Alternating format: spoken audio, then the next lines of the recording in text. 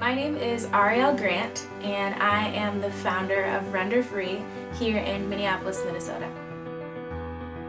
Oftentimes, as Black women, we move in and out of spaces that weren't built for us, and they really aren't even maintained by us or for us. And so this is a space that is uniquely crafted and maintained for Black and brown women. Render Free is about disrupting racial trauma and anti-Black racism by inviting Black and brown women to prioritize their own health and wellness. And we do this by exploring together lots of different practices, by centering practitioners of color here in the Twin Cities and asking them to teach us and invite us into different forms of wellness like yoga, somatics, dancing, and really anything that helps us to be attentive to our bodies and also our psychological and internal well-being. Work collaboratively, rest collaboratively, and then we host workshops, events, and facilitated conversations that all kind of center around wellness and self-identity and taking care of ourselves.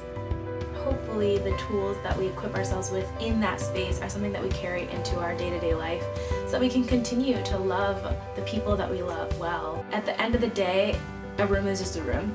And I think for me, when it comes to community space, it really depends on who's in it.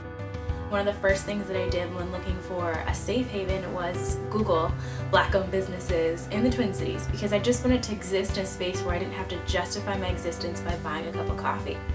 I wanted to be in a space where I knew that I could look up and look at the people around me and they would understand something about what I was experiencing that day without me having to actually communicate or explain myself. My hope is that this space will be that for our members, that founding members of Render Free will feel known and feel cared for simply by existing and rubbing shoulders with people who have similar experiences as themselves. I've held a lot of different titles in a lot of different spaces throughout my life. And even as my job title changes, or the city that I live in changes, or the community that I relate to or belong to changes, who I am will always have inherent worth. And that's what's most important as I internally reflect on my self-worth and identity.